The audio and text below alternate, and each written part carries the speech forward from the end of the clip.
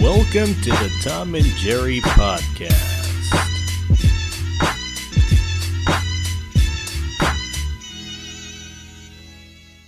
Tom was the cat, Jerry was the mouse. Hey guys, welcome to the first episode of the Tom and Jerry podcast show. I'll be your host, Jerry Martinez. We'll also be featuring Tom Parker in later episodes, thinking his thoughts on some of the UFC background. What I'll be doing in this is trying to stick to 30 to 1 hour increment episodes relating to UFC and MMA card breakdowns, as well as fight analysis and other MMA content, as well as other things I'm interested in, such as hip hop and other sports.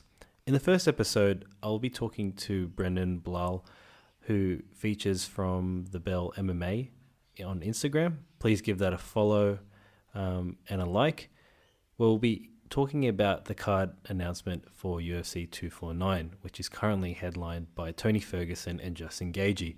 I hope you enjoy it, and the amazing beat that was created earlier on was from my friend Simon.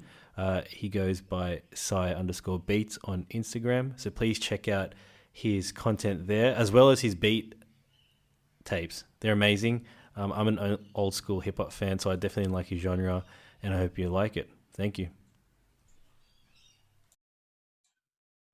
Jeremy. Hey, bro. How are you, man? I can hear you. Good. We're good now. We're good? No, that's good, man. Good to have you. Yeah, man, it's been good. How's your week been? Yeah, it's been pretty good. I mean, for me, and I'm normally at the office, so I am working from home this week. So, yeah, just pretty much just chilling, doing my thing. Been a pretty slow week, but there's a lot of news, I guess, that's been happening. But what about you, man? What have you been up to, I guess, throughout the week? Same old, or?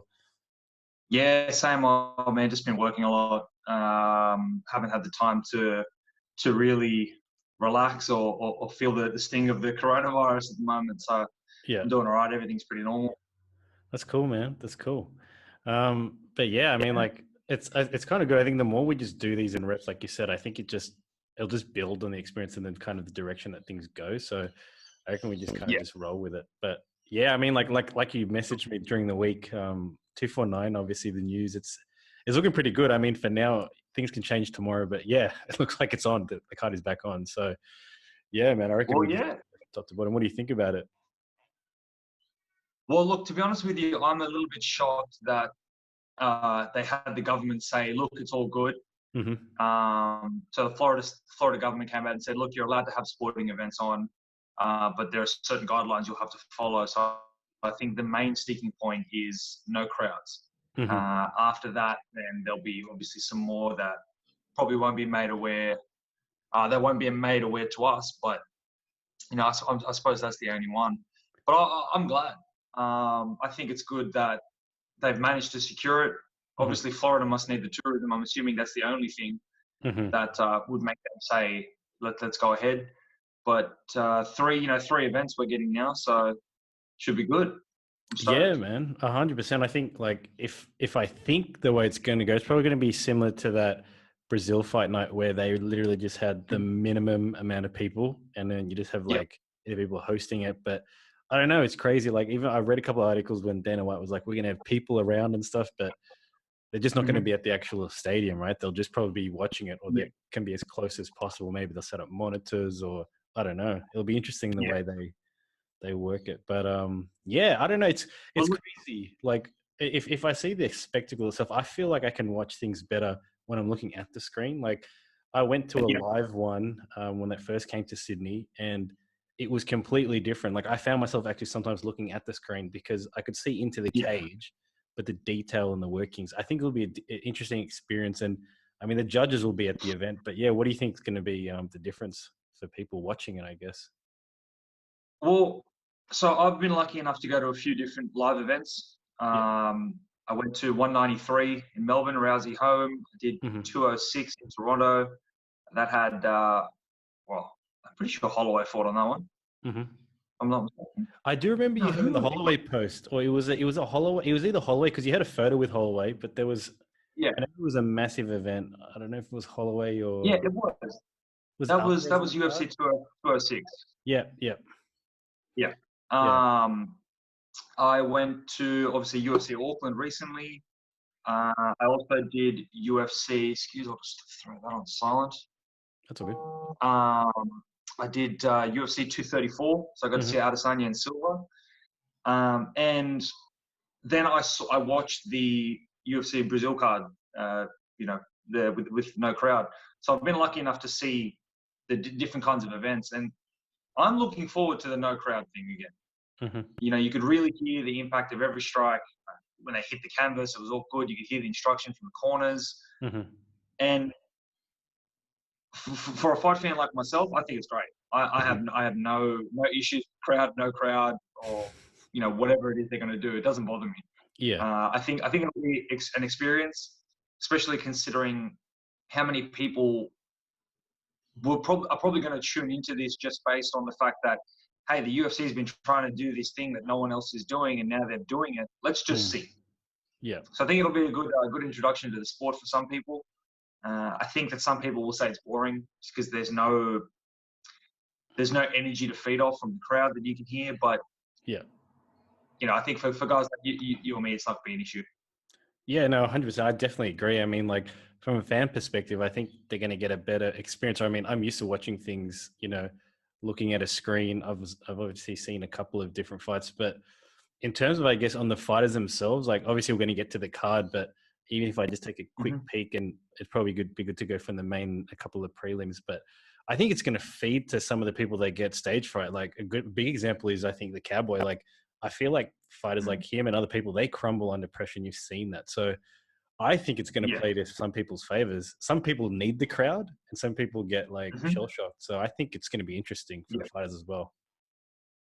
For sure. I think that's an interesting point considering you've got someone like Cowboy who's come out and said he gets really nervous before fights. You know, he's thrown up a couple of times, I think he said. Mm.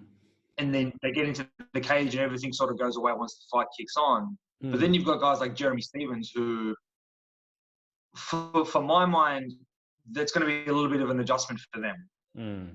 They're not going to have that crowd egging them on to push forward. Or the And chaos. maybe, Yeah.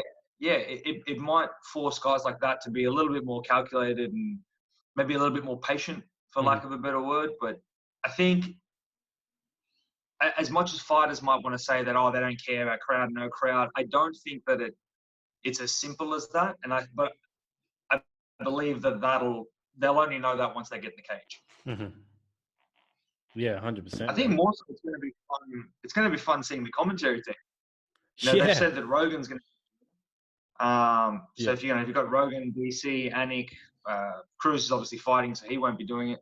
Mm-hmm. But if that's the team they go with, I mean, we're gonna hear everything from them. They're gonna be a lot more technical, a lot more dialed in. Mm-hmm. Gonna be focused a lot better. So I'm excited to see what they pull. Yeah, me too, man. Me too, 100%. And I mean, like, hopefully, I mean, it's the age-old question of the judging, but hopefully the judges won't be swayed, especially because especially if you hear crowds screaming, people get swayed so easily. So I'm hoping the judges themselves will be able to judge better and at least make it a little bit, because I know that's always a pain point for the event. So yeah, man. Well, I mean, like, why don't we kick it off with the main event? So with Tony Ferguson and Justin Gaethje for the interim lightweight title, how do you think their styles match up, I guess, overall? Look, I think we touched on it a little bit last week, but Yeah. I think the fight itself, with the extra time now to prepare, although I did hear today that Gaethje wasn't made aware that he was actually fighting on the 9th. He came out and said like that months later, or he was just like, "Oh, I've just been eating." Well, yeah, I mean, he must have. The guy likes to eat. He's before, so. But anyway, sorry. Back to the main point. I think now we've got a little bit of extra time. Mm-hmm. You know, Tony's just made weight, and now he's got 2 weeks to make it again. What impact is that going to have? Yes, that's a good point. I don't think that it's going to affect him too much cardio-wise because he's already working at such a high level. But I think it gives Gaethje a little bit more time to sort of work out what's going on here. Right, I got 100%. Tony Ferguson. He's just made weight. Mhm. We know what he brings usually. How's that going to factor in? Right, I got to do my work. What am I going to do? Right, I'm going to Mm. hammer the leg kicks. We're going to pressure him early. He likes to come forward. I like to come forward. Let's meet in the middle. Mhm. And I don't see either guy taking that back step Yep. until cardio becomes an issue. But experience would suggest that Gagey will be the one to fold cardio wise. Yep. Um, I think what we're going to see is you're going to see both guys come out, start throwing leather. Tony's going to be getting in nice and close. He'll try and clinch up, knees, elbows, the usual. Yep. Gagey's going to use those leg kicks, Overhand try and keep right. him on the outside, force him to try and wrestle. Yeah. And then we see, I think it'll be a late finish. The more I've been thinking about it, the more I think we're looking at a third or fourth round. Yeah. And I don't think I think it's unlikely to be a submission, but a TKO or a KO for Gagey. Oh, okay, cool. Yep, that's cool. Yeah. I know my original was to have Gagey like have a early stoppage 1 or 2, but I could see that happening. I mean, to kind of complement your points for what you said before, I can obviously see Gagey using his waging war style like Tony Ferguson, but I think you're right. I think with the more time he's had to prepare, I think he's still going to try to obviously blow his load in those couple of first rounds. But I actually think, look, Tony Ferguson, when I look at his weight in between fights, he's a big guy. I think he can get as big as like 200 pounds walk around weight. So for him just to make weight, I think Gagey is probably going to be in a good spot where when they're both going to come in on fight night, I think they'll be pretty similar. Where if they both had full camps, I think Tony will be the guy that's actually a bigger guy. But with Gagey just making into weight, I think this actually plays into Justin's game plan for his style. So I actually agree with you. I think Justin. If I'd not sit on the fence, I still think Justin will win via finish. But it's interesting you said 3 or 4. I think you're right. I think he'll get the win on that one. Yeah. I just think, we've seen Tony, his last fight, if I remember correctly, that first round was what we expected. He's sort of plodding along, waiting, throwing these strikes, just getting comfortable. But then he gets a little bit hittable as he's coming in. And I don't Yes. think that you have that opportunity or that the margin for error in doing that with someone like Justin Gagey is very, very small. Yeah. So, is he going to get a little bit trigger happy? Is he going to come in and Gagey hits him with a low kick, goes to feints for a second one, and then comes over the top with something? Who knows? Yeah. But then there's also the risk that we thought about with the Khabib fight. If Tony takes those freaking knives that he's got for elbows and cuts someone up, we could see a fight over in 2 rounds. Yeah. No, 100%. So I mean, 100%. I definitely agree, man. I think it's going to be a finish either way. When I say no way it's going to go the distance, obviously there's going to be that percentage, but I don't think that's going to happen. If I had to make an actual bold statement, I don't think that's going to happen. But yeah, I think there's going to be a finish there. And obviously we're going to be complimented. I'm actually, look, normally it's just really highlighted to me. Like I either love the main or the co-main, but this is a really, really good matchup, I think. And I'm actually, I'm really, really G'd for this bantamweight title bout, man. I actually didn't think Cruz was going to get the shot. I'm happy he did. But yeah, what do you think about him getting the shot against Cejudo? And do you think Cejudo's ready for Cruz, or even the vice versa? Do you think Cruz is ready for an actual title fight? See, it's interesting you say that about Cruz at the end because it's kind of throwing me off a little bit. Like, look, I don't have a problem with Cruz getting the title shot. Yeah. Only because they were going to give it to Aldo. Mm-hmm. And as much as I love Aldo, I've been a fan of him for years. I just don't think that, you might, in my eyes, he beat Marlon. He won that fight. Yeah, I agree. But the judges scored for Marlon. I mean, it is what it is, right? If you lose a fight. Yeah, he lost the fight. So how do you then say you get a title shot? Sure, Aldo's done amazing things, and maybe they're just trying to push him along and get him into the division, but a title shot isn't the answer.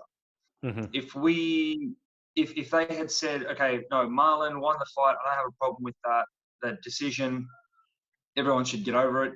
Marlon won. then we could be sitting here having a different discussion completely. They could have gone with Aljo. They could have gone with Peter Yan. Mm-hmm. They could have gone with the Marlon rematch for Cejudo. But, to go from Aldo, who lost the fight, his only fight at bantamweight, to then Dominic Cruz, who did he fight last? I'm pretty sure his last fight was either his loss to Cody Garbrandt or him. I think it might have been that, because remember he went on a tear when he just came back. He beat a Japanese dude. I forgot his name. He was pretty highly ranked. Then he beat, yeah, that's the one. And then he obviously beat Dillashaw. And then I don't know if he had Faber in the middle of that. And then the Cody Garbrandt was the one that obviously threw him off. And then he got injured again on his return. So he hasn't returned since Garbrandt, if my memory serves me correctly. So Right. the shelf for what, man? Is that nearly 3 years, or I don't know? It's at least 2, so. right? Because Garbrandt hasn't had the belt for a couple of years. So yeah. Yeah, exactly. So, what do you do with that? I mean, look, they've booked Dominic Cruz for the title shot. I love watching the guy fight. Mm-hmm. I love listening to him commentate just as much.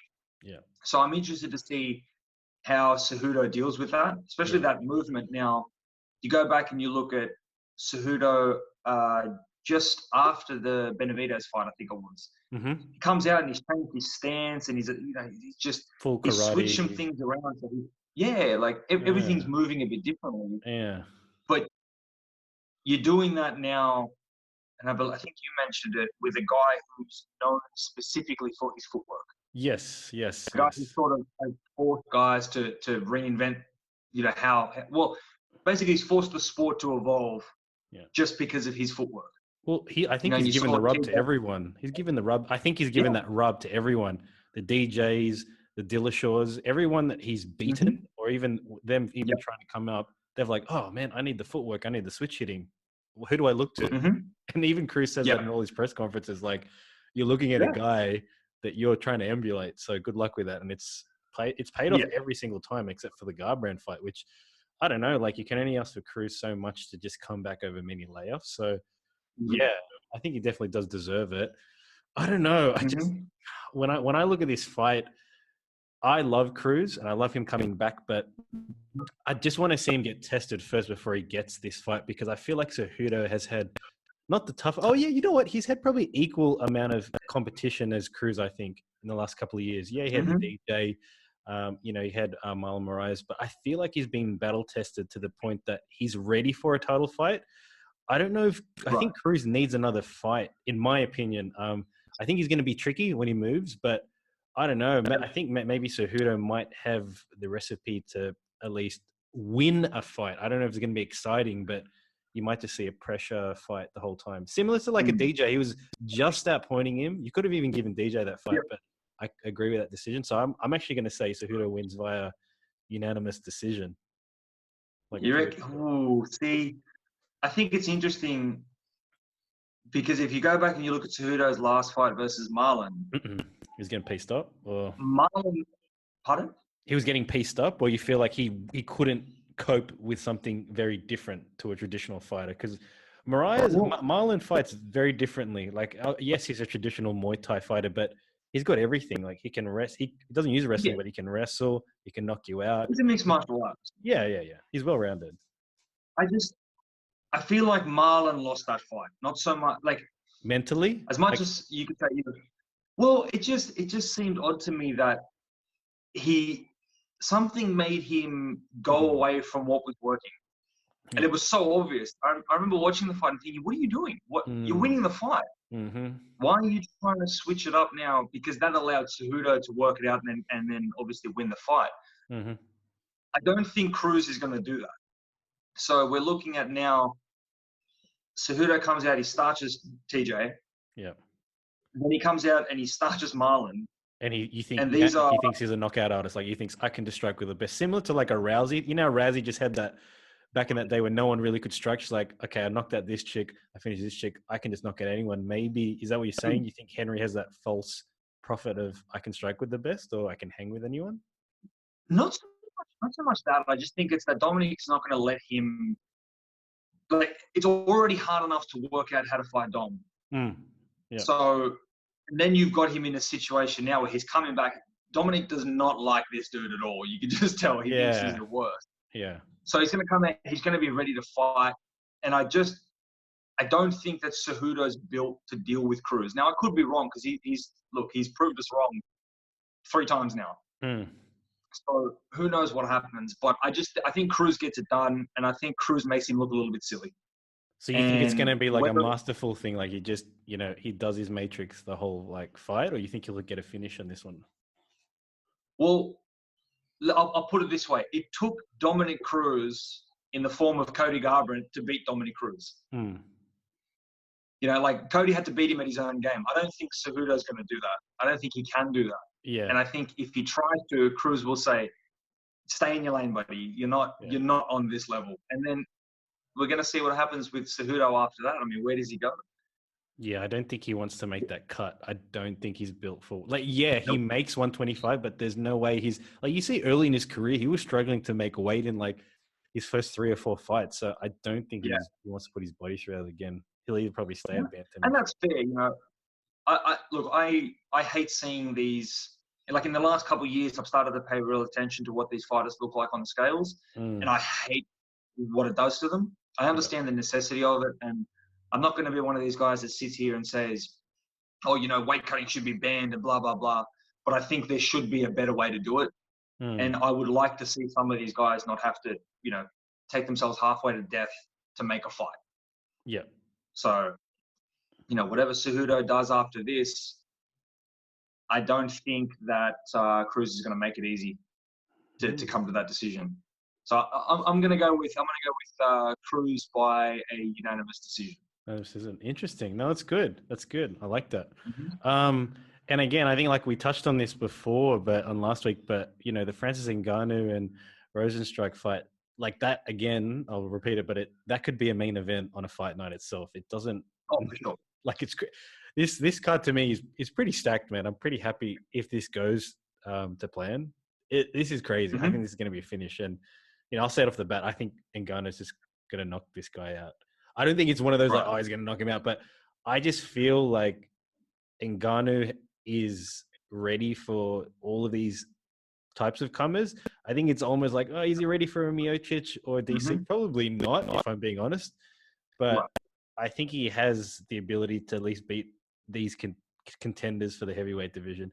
Like Rosenstruck is a dangerous fighter. I'm not going to put anyone away and say they're rubbish, but I mean, he was getting beaten pretty easily against Overeem. Like he was piecing him up, and then he got knocked out in like the final seconds of the fight. So I don't know. What's your thoughts? I definitely just think if I had to make a call, it's going to be Francis KO. One, he's going to call his shot, and if Miocic and DC don't fight, he's just going to fight.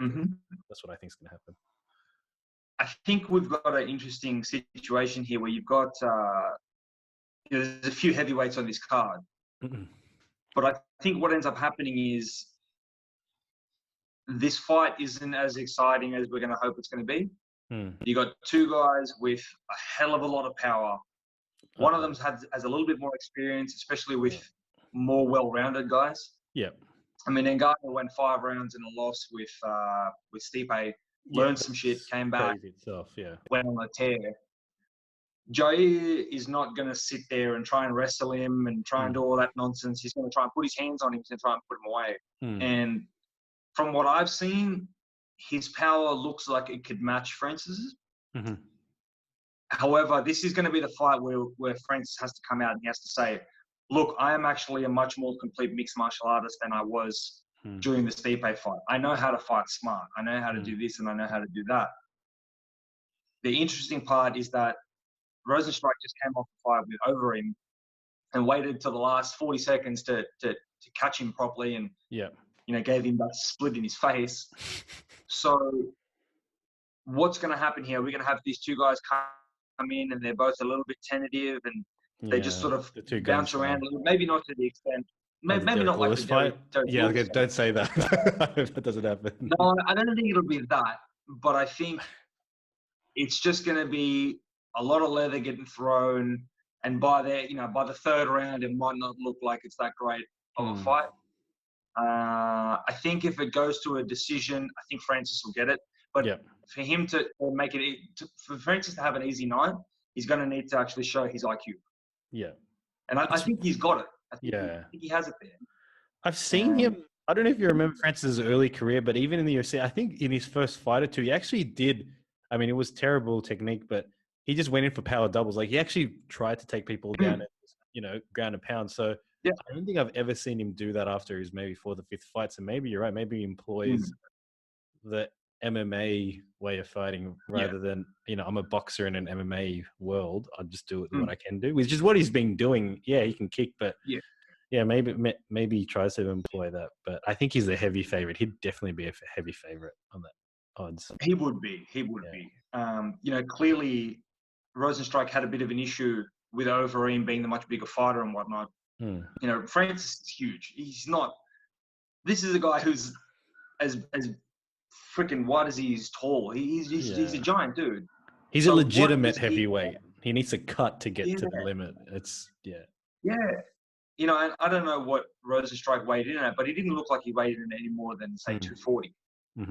I'm not too sure. I can't recall, but he doesn't look as big. But he just, man, do you remember when he dropped? I can't remember who it was, but he dropped someone with the jab. Yeah, no. I remember that. Yeah. Yeah. That was the one that got him to the last fight. Yeah, well, see, there you go. See, so he's doing things like that. The interesting thing is, can Francis get hit? He went 5 rounds getting tapped a lot by Stipe, and what happens if someone lands clean who can match his power? Yeah, that's true. Does he have a little bit of Bob Sapp in him where he's not going to like it? He sort of curls up a bit, or does he turn into a bit of a scary dude and just comes forward again? Who knows? Yeah, that's a good point. That's a good point. I haven't seen him be cracked. He's been peppered and he's been kind of outworked by like a Miocic, but I don't think he's actually been to the point where he's been visibly stunned. Obviously, everyone gets stunned in their fights, but like you've never seen him actually get cracked, and then he has that moment of what he does. He it's fight or flight. So that's an interesting point too. Okay, so you think it's going to get a decision? What do you think? You think either way it might? I think. I think. I mean, again, we haven't seen much from Rosenstrike. Yeah. Excuse me. So, who knows what he's going to bring forward this time. But early prediction is Francis will take this one. He'll take a decision. And we're going to be sitting here in the same exact spot saying, what do we do with Francis Ngannou next? Yeah, man. Look, I don't know. Like, if I look at the heavyweight title picture, of course they're trying to give the swan song to Cormier and just say, look, let him get the belt one more time. But I think Francis is right. Him and Lewis and other people just said, just do the interim belt. I think that's the way to go. If they don't fight in the next couple of months, I think that's what they just do, because Francis has waited long enough. And I think, I think the heavyweight picture needs to either move on or have that. Like every other weight class has that, right? So I think we just have an interim fight for the next heavyweight bout. That's what I think. Well, look, I think heavyweight's exciting again. I think there's a couple of the old guys in there. There's a couple of young guys coming up. There was someone who fought at UFC Auckland. What was his name? DeLima, I think it was. He fought Ben Sassoli. I think that's who it was. That guy is an absolute monster, and it won't take him long to get his name up there. I can't remember if the Frenchman Cyril Gane, I think it is. I'm pretty sure he's a heavyweight. He could be a light heavyweight, but I'm not too sure. But now he's another big dude you could throw in there with some very, very high level striking. Seems to be pretty good at MMA as a whole. So who knows? But I'm on board with the interim title. If you don't do it this time, and let's say Francis wins, what do you do? DC is not going to take him. No, he said that openly. Yeah, exactly. So again, like I said, we're going to end up in this spot where we're sitting here saying, "What do we do with Francis Ngannou?" Yeah.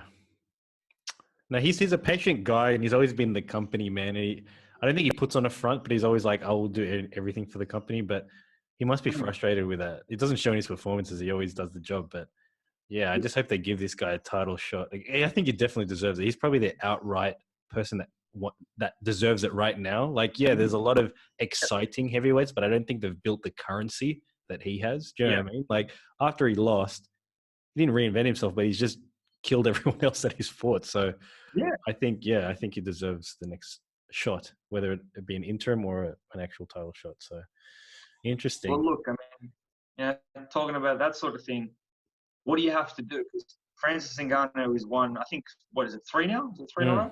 Yeah. He's put together a string. Yeah, it's been a couple. Yeah. It's been But a couple. he's He had that got 3 rematch. wins over.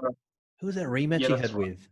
That was crazy because I actually was scared for him in that fight. I thought, Curtis Blades. yeah, I was like, Blades is actually on a tear. See, he was the other guy. Yeah.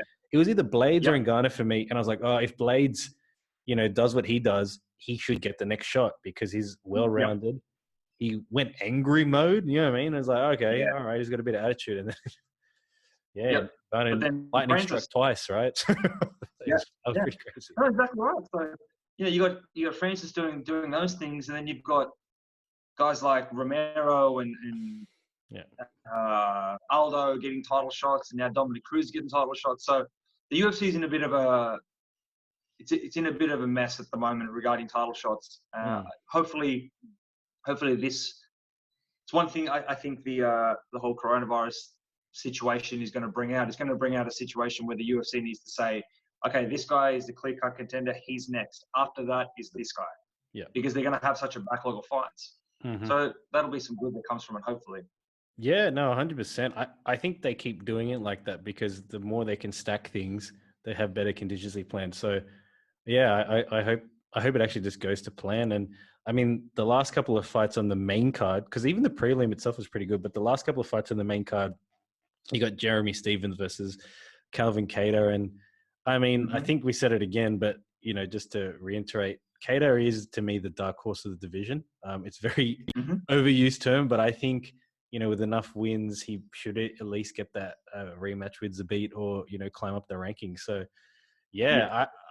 if I had to make an early prediction, I love Jeremy Stephens. He's actually one of my legacy fighters where, like, not just because we have the same first name, but I love his style and he'll always have that ability to finish. But I don't know. I think it's going to be the changing of the guard. Calvin, to me, when I look at them stylistically, he's a lot more technical than Jeremy Stephens. Jeremy Stephens probably has more firepower, but Calvin he uses his reach, and he's a long guy, same as Stephens, but he uses his reach to a T. You see the way he measures his cross. It's always like, the full length of the cross.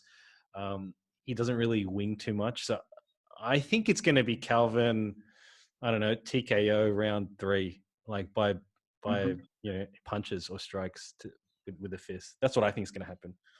What do you think is going to happen? Yeah, right. I got a love-hate relationship with Jeremy Stephens. Every time I've backed him, he's come up short. Yeah. And every time I pick against him, he wins. So I'm a little bit frustrated with him. But in saying that, I love watching him fight. Oh, yeah, 100%. When he knocked out Josh Emmett, I believe it was. That's them. I kept forgetting his name. I kept forgetting Josh Emmett's name because when I tried doing a trial of this, I was like, and he knocked out, and I was like, who's the guy with that alien? I keep forgetting it, and then when you said, I was like, that's it, Emmett. Yeah.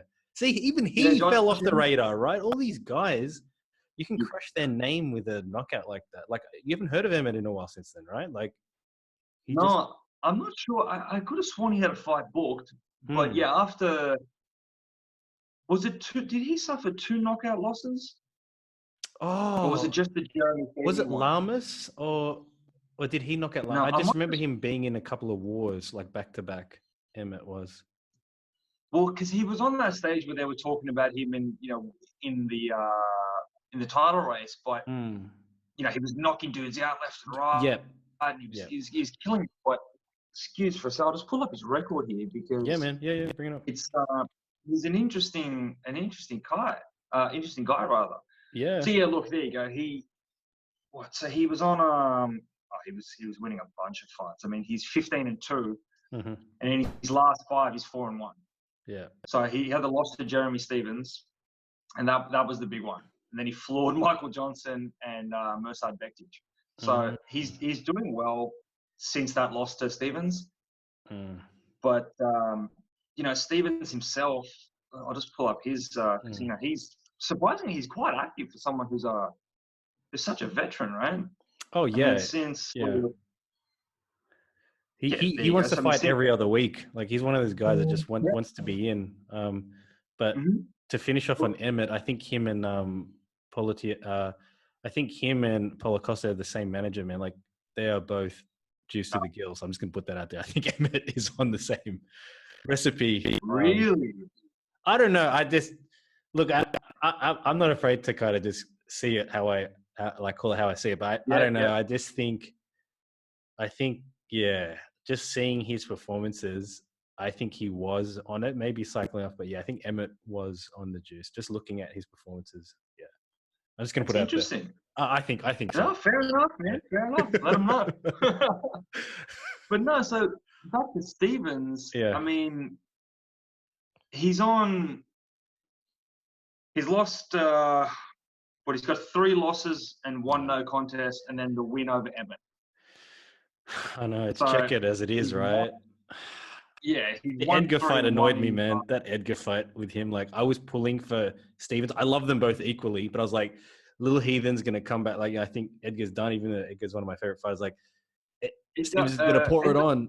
Remember when Jeremy Stevens lost to Edgar? I was like, he really needed that win. I think like he was building. Oh yeah, way back. Frank Edgar, yeah. I just remember that with him, just to kind of allude when you'd back him and then he'd lose, and then you wouldn't back him and then he'd knock out Emmett. So they have a bit of a checkered past. Well, I mean, looking at it now, right? He's got that loss to Aldo, the loss to Zabit, and then I mean the loss to Zabit, I don't really put much stock in it. It's a beat, man. One of the Zabit. Yeah, he's just. I don't know. I'm still trying to work the guy out, to be honest with you. He's fun to watch, but I don't know what he's doing half the time. Yeah, I know, man. He reminds me of not a Russian, but like a Kazakhstan Holloway. Like he's a tall, lanky. He does funky things, but he does like really crazy movements. Probably even more crazy than Holloway in a sense of it's not switch hitting, but he does a lot of kicks. He's got a lot of dexterity in his legs. He does a lot of things that I don't think his body type not should do, but would normally do in a fight. So. Yeah. Look, he definitely doesn't look like a fighter. That's for damn sure. But then you see him fight and whatever he's doing. I mean, there's only the Calvin Kattar fight. Like late in that fight, it's the only time I've really seen him not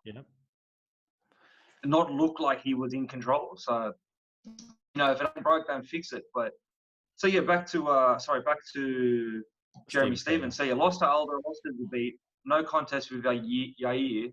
And then he lost to Yair. So that was lackluster to me, man. The way the rematch should be, it didn't even go to what it should be. I think that should have been. Look, I think if they had fought that first time and gotten through it, we would have seen a much different fight. But all the air had gone out of it by the time we got to the rematch. So it was what it was. Yair won it, so good for him. But I don't know. Jeremy Stevens is that guy. If he wants to let people know, hey, I'm still here. I'm still Little Heathen, and I'm still pushing. He's going to have to do something special, especially with a guy like Calvin Kattar, because Kattar here, this is the big fight that he wanted. It might not be ranking wise, but he's got the name. He's been doing his work. Looking at his record now, he's got a win over Andre Feely. Shane Burgos might not be known to many people, but he's a tough son of a gun. He's a good, strong fighter. And Calvin's got a win over Ricardo Lamas before his last loss to Zabit. Like we said, another couple of rounds in that Zabit fight, and Kattar probably wins it. Yeah. So both guys have a lot to gain from this fight, but I think the pressure might get a little bit to Stevens. He's got the young guy coming up. He's got so many fights. It shouldn't, but coming off those last 4 fights that he's had, 3 losses, 1 no contest, pressure's coming. And Calvin Kattar, I mean, he's got to be feeling pretty confident. Zabit is the featherweight boogeyman. He had impressed. He was concerning him. So look, I think it's probably going to be one of the better fights on the card, and it's probably one that I'll tell everyone around me, hey, just quiet. I want to watch this to see what happens. Yeah, man. No, 100%. So, I mean, so do you think, I guess, just to kind of end off on it, you think Calvin gets it done? You think he gets it done, like either a decision or you think he just gets the win? I'm just going to say I'm going to go with with Cater to get the win. Yeah. I don't know how it'll happen because I just don't know what Jeremy Stevens is going to get. So Yep. we'll see. But I think I'll be taking Cater. No, that's interesting. What Yeah. about you? What do you think? Yeah, no, I think like I said earlier, I think it's going to be a late finish. I think Calvin will get it done. Mm-hmm. Man, I don't know. Like, I know we're going to get to Cowboy later down the track, but I feel like him and Cowboy, it's like, and is it Matt Brown? I call them, if you had a boss in a video game, you need to know it's the body. Like for them, it's like, I don't know, Yeah. their abilities when they get finished. Like you've seen Stevens fights, Cowboy. Like I think for some reason they get really hurt when they get hit in that right Yeah. body. But that's been most of their losses. Even his losses, like Yeah. he crumbled with the he crumbled with the like. That seems to be his kryptonite. So people know about it Could now. I'm be. sure. Well, yeah. Listen, I mean, I think for Jeremy Stevens, when Aldo hit into that body that first time, and then backed him up, I think everyone went, "Oh, that's what you do now." Got it. Yeah. Not to mention, everyone's probably running high off the Stipe win over DC. You know, he started going to the body and got him a title. So why not for anyone else? Yeah, no. So who knows what's going to happen? I mean, all right, man. Well, I guess to end the main card, because I think we should get to prelims as well. But I don't know. I think I can see what the company's trying to do with Greg Hardy, but I don't know. I don't think he's deserving of this spot. But whatever they're putting it, so they're running with the show. I think he gets it done against. I'll be honest, I don't know anything about De Castro, but I think the Greg Hardy story of they're building him up and he's going to be a contender eventually. But I never really seen him get properly tested. Like Volkan put him in his place. Everyone's saying, "Oh, he did well against it." Just because you survive against someone, I don't think makes you do well. Yeah, that's my thing. I think Greg Hardy gets it done, but I don't think it's going to be that interesting. What are your thoughts? Or do you know more about De Castro that we should know about? I've just pulled up De Castro's record here. He's only had one fight in the UFC. I'm pretty sure because he came off the Contender Series. Yeah. And it says here he fought an Aussie, so fought Justin Taffer. Okay. If I'm not mistaken, I took De Castro to win that fight. If I'm not mistaken, but look, I think De Castro, from what I can see now, he's 6-0. Greg Hardy's 5-2. What do we know about Greg Hardy that we didn't know before the Volkov fight? I mean, we knew he's not really a mixed martial artist at the moment. I don't mean that to be disrespectful. It's just in the UFC heavyweight division, I don't think he's very high up there on the skill list for now. He did look.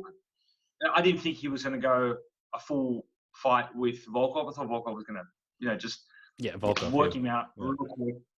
But he didn't, and he went the rounds, and he did look a little bit better. He did look like he was moving a lot more fluid, and he seemed to be stringing some things together. But obviously, that's the difference between the elite level talent and someone like Greg Hardy. But I think De Castro puts him away. If you notice with these, I think when you get these guys like you get someone like Greg Hardy in there, and that for sure he's a high level athlete. He's come from the NFL. He was successful over there. I try not to think too much about his out of the cage nonsense. Because, me too. I don't bring that. It just doesn't. I want to talk about the fighting, right? So disregarding all that, Greg Hardy's learning how to fight. De Castro seems to know how to fight pretty well. I don't think Hardy's going to be one to take him down. He's going to stand there. He's going to put his ego in front of him. He's going to stand there and throw leather. And I think De Castro just has that edge over him. So I'm going to go with De Castro putting him away in second. That's cool, man. I'd love to see that. I don't know much about him, but I don't know. Looking at the pic, like he kind of looks like a Mexican, like Mark Hunt type of thing going on there. He's kind of got like I don't know what his background is. Is it Mexican or? Is he Cuban or something? Cuban, okay. I can't actually see. Oh, it says he's from Cape Verde, so I'm not sure where that is. All right. The high school education is falling through there. So man. Look, man, if you don't mind, I just want to draw attention to something on the prelims. Yes, please. I just clicked on it now, please. All things considered, that entire prelim card. That's a whole card, could be man. its own card. Yeah, it's solid. I mean, there's 4 fights on there. I think the headline a fight night in you know, Saskatchewan, Canada, you know, just a small card, but Mm. those guys would get trained into something. So, you know, I mean, I keep going back to Vicente Luque and Nico Price. Mm-hmm. I mean, that fight for me, there's some big names on that prelim card, but that fight for me is the one to watch on the prelims. Oh, he definitely. Vicente definitely proved himself against. Was it Wonder Boy? What was that? Was that his last main fight? Was it Wonder Boy or was it Platinum? He had a high profile fight, Vicente Luque, and I think Wonder Boy at the end of it was like, he was like, man, he can actually fight. Like he was not afraid, and I feel Wonder Boy was saying in a post interview, was like, oh, I could definitely see him as a up and comer contender. Yeah. I Well, think that looking at was, it, I mean, yeah. Was it Wonder yeah, Boy? it was. It was Wonder Boy last. Yeah. But again, Wonder Boy sort of showed us, hey, listen, you know, I'm still here. Don't Yeah. forget about me.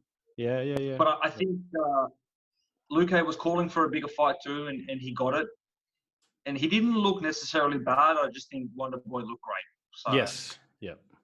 I don't put too much in it. The fight with Mike Perry was great. Mm-hmm. So I'm trying not to put too much stock into the records going into this, just because their first fight was great. I think they fought in, it would have been maybe 4 or 5 years ago, maybe even longer than that. Who got it done then? Because So I don't remember the fight. Was it Nico or was it Vicente? Like, how did it actually play no, out? Nico won. I'm just looking at it now. Okay. He got submitted by something called a Bravo choke. Oh yeah, Bravo choke. yeah. Yeah, I've never heard of it before, man. So Yeah.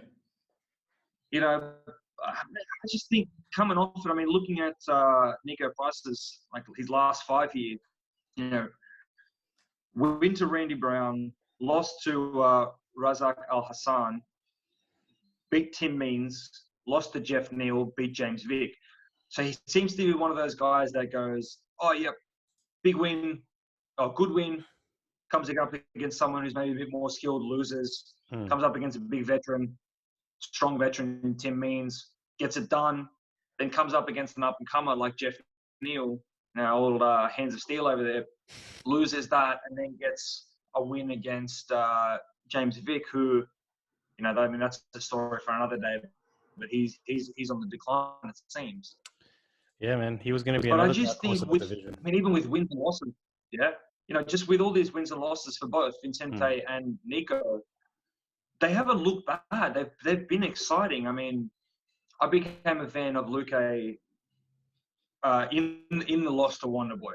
You know, Nico Price, he's hell exciting. Just fun to watch. Isn't scared to throw up anything off his back. I mean, his last win versus James Vick was an upkick KO. So I mean, who's doing that anymore? I do remember that actually. I do remember that finish because I remember James Vick's head. Actually, I remember that. I remember that finish. Yeah. All right. So I mean, I'm excited for that. And I think Luque is going to get it done. I think he's going to come back off that loss to Wonder Boy with a vengeance now. I mean, the division's opened up. Once they got Colby out of the way, and just, yeah, okay, you had your title shot, shut up, go away. Yeah. You know, I'm not too convinced that you've got Tyron Woodley, Leon Edwards. Yeah, me too. You know, who else is in the division at welterweight? It's only him and Jorge, maybe Jorge. That's the shot you give. I don't know.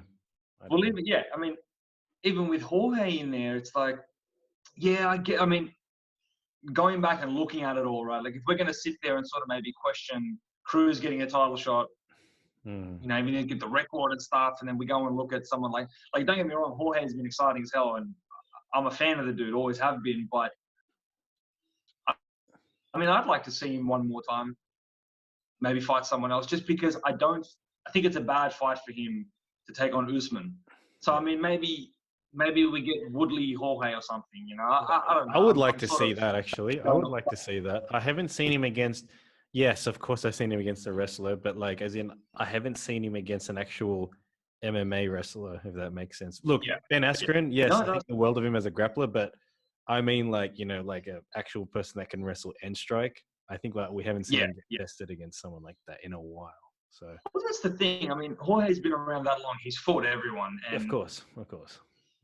but I mean, when we were going into the Woodley Usman fight, and again, this is just going a little bit off topic, but going the Woodley versus Usman, I just thought, right, I wonder if Usman being the bigger guy, I think he's the better wrestler. I just thought his hands weren't there, and he completely shut Woodley down. So, what's I saw in some YouTube comments, I saw that someone said, oh, everyone's going to get real upset when Usman 50-45s Masvidal. And I thought, oh, God, I don't want to see that, but it's pretty likely. Usman's a smart dude. Yeah, he is. But, so just to bring it back in, I mean, this fight here for Luque and Price, I mean, it could spell much bigger fights on the horizon. I mean, we could see one of them come up against someone, closer like a to the number top 4 5. or 5. Yeah, I agree. Yeah. And, just because they are really fan-friendly. I mean, Luque's a lovely dude too, it seems. Nico Price seems to be real funny, and he's always got some fun haircut going on. He seems to be his fights are exciting. So whoever comes out of that is probably going to be looking sitting pretty in the welterweight division. No, 100%, I agree. No, I agree on that, and I think from top to bottom, it's pretty stacked. I mean, we've probably got, I would say, maybe just under 10 minutes to go. Do you want to go through either the prelims or do you just want to talk shop? Like, how do you kind of want to spend the next couple of minutes? Do you want to talk about, because I mean, the prelims is the whole card itself, or you want to pick maybe one or two? What do you reckon? I mean, look, what do you think? What do you think is going to happen with Cowboy and Pettis? I think it's going to be the exact same as the first fight. Might not be a kick, but I think Pettis gets it done. I think it's going to be a finish. And the reason why I say that is I think it's just caught up to Cerrone at this time. He's always been a fan favorite, but he's just last couple of fights. As soon as he gets hurt, and it's probably just caught up to him, he just can't recover anymore. He can't recover from a shot. And Pettis can recover. He just gasses. So if I had to look at one or the other, the way they fight, I feel like Pettis will just get it done via a finish. I don't think it's going to be a unanimous decision because I don't think he can go a decision. So I think Pettis will get it done, especially because it's welterweight. I think he gets it done, man. Right. TKO body shot. That's what I think is going to happen. Yeah, so you reckon it's the body shot again, huh? Well, I think it's going to be the body shot because, I mean, Cerrone really, correct me if I'm wrong, I don't think he's ever been head kick knocked out. Like, he's always been hurt to the body or he's been hurt. And then when he crumbles over, you see even with, like, him against Darren Till, he always kind of, as soon as he gets hurt, he doesn't get, like, knocked out flat. He'll just kind of crumble and then they just swarm. I can see Pettis doing that, like, opening up with, like, a leg kick or he's, like, flash a kick and then smacking him in the head. And then it's just he'll just do that. That's what I think is going to happen. Look, I think for me, this is probably one of the more, we always talk about, these guys are in their twilight years and they just want to do fan-friendly fights and just do things that it's going to make them have fun. Yeah. I think Cowboy maybe thought that was going to be the Conor fight. Yes. And we saw what happened there. I don't think he even got paid that much, man. Like, yes, he got money, but, like, in my head, I was like, oh, you're going to get millions. And then I looked, I was like, oh, okay, maybe he got sponsorship, but he didn't get that paid. I was like, I kind of feel bad for him. So I was like, he's probably happy. Being the company guy, I mean, the UFC probably said to Cowboy, hey, listen, man, we're not going to pay you too much, but we're going to get you fights as often as you want. So it'll balance out, I guess. But, I think that maybe now Cowboy's going to enter that same phase where Pettis is, where Pettis now is just having fun.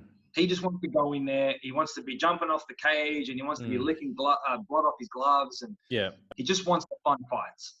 So I think what we get here is I think we get 3 rounds of just mayhem. We're going to see it on the ground. We're going to see it standing. We're going to see it against the cage. We're going to see it in the middle of the cage. It's going to be a fun fight. I think we go to a decision. Okay. And I think Cowboy edges him. I think I'm going to go the other way. I'm going to say we get to a decision, and I think Cowboy gets the nod. Cowboy gets it done, I mean, what are they going to do? They're going to go to the ground and do something? I mean, they're both as good as each other as far as I'm concerned. I think they cancel each other out in that, I'm also surprised about Pettis getting – look, I'm not going to say he can't get submitted, but he's always been slick off his back. But you saw him when he got submitted against, he was a world-class black belt. But That surprised me too. I was like, oh wow, anyone is susceptible to a submission, but I was like, oh, he got caught, man. He Hmm. didn't get caught. So yeah, okay. Yeah, I mean that fight there. I'm glad it's headlining the prelims, Mm-hmm. and I think it deserves all the eyes on it. Mm-hmm. Hopefully they get it. I mean, I'm pretty sure it'll be on ESPN. It'll be free, right? So Yeah. hopefully they get some money for it, and they get something down the track. I mean, who knows what that is, but there's that, and I don't know. There's a couple prospects on there too. This Bryce Mitchell, and I believe his name's Charles Rosa. I think it is. I Mm-hmm. don't know why, but Bryce Mitchell is the guy that wants if I'm not mistaken, he's the guy that wants the camo shorts done by Reebok. Real country dude from the Ah. States. Um, Oh, he had his Look, and he had his debut recently. I have probably remember seeing him fight. I remember watching because that real Thug baby face dude. Nasty. Yeah, it comes up when I saw Thug Nasty. I was like, I've seen him fight once. I don't know if he's just fought once in the UFC, but Mm-hmm. yeah. No, he's got. Looking at his record now, he's fought. So he was on the Ultimate Fighter finale, Mm-hmm. but recently he fought Matt Sales on Okay. the Overeem Rosenstrike card, and he freaking submitted him with a twister. And he Crazy. came out, he was like freaking out, he was all happy. And look, I'm big on the guy. I think he's exciting to watch. I think he's fun. So that's definitely one to watch on there. But, Mm-hmm. as you said, man, top to bottom, it's just what a card. I don't know Yeah. what else to say about it, Yep. other than those people who are in that arena that get to watch it, whether they're staff or otherwise, they're going to be for a hell of a treat. 100%, man. I think it's going to be stacked, and I always say this on top of the top, but this looks like it's a short year considering everything's happening, but this is probably the best card Yeah. that's been put on this for this year. So hopefully it With lives up. Pardon? I Yeah. said hopefully it Yeah, lives I do. up to expectation, or it happens. But yeah, man, this is crazy. So I can't wait to actually watch No, I think it's gonna live up to it. I mean, there's too many good fighters on this card for it not to live up to its hype. I mean, you just look at that main card with guys like Gagey, Ferguson, Cejudo, and Cruz. it. They don't do anything other than bring their best foot forward. So you know you're going to be impressed there. And I don't see Cowboy having another performance like he did against Connor. So we're going to get to see 3 rounds of fun, Cowboy, hopefully. Mm-hmm. So, look, I mean, also quick shout out to the karate hottie, Michelle Waterson. I love watching her fight. Yeah, I was gutted for like losing, but she can't be that upset losing to John Jacek. Like she's at that point. It's like, okay, I just need to build off that. But she was actually building herself as well, Karate Hottie. So yeah, man, I think that's a fun fight, and it's deserving on that card as well. For sure. But other than that, man, any other little side notes you want to make? Man, I think I'm just going to throw it out there, and I'm just going to say, out of all performances, who do you think, like, everyone's got a fight of the night, but if you just had to pick one fight of the night, what is the fight of the night going to be? Is it going to be in the main card? Is it going to be, like, who do you think is going to be the fight of the night on this card? Anything can happen. Even I'll throw it out. I'll try to look too, but yeah, I think that's always a good one to kind of see. Who do you think is going to be the fight? I mean, it's look, let's make it a little bit easier on ourselves. Let's take the main and co-main. Let's have the two title fight. Okay. So looking at the rest of it, I mean, I think performance of the night could be Luque and Price. Okay. With obviously the winner being the performance of the night, but I mean, Cowboy versus Pettis, man, that could be a lot of fun. Yeah.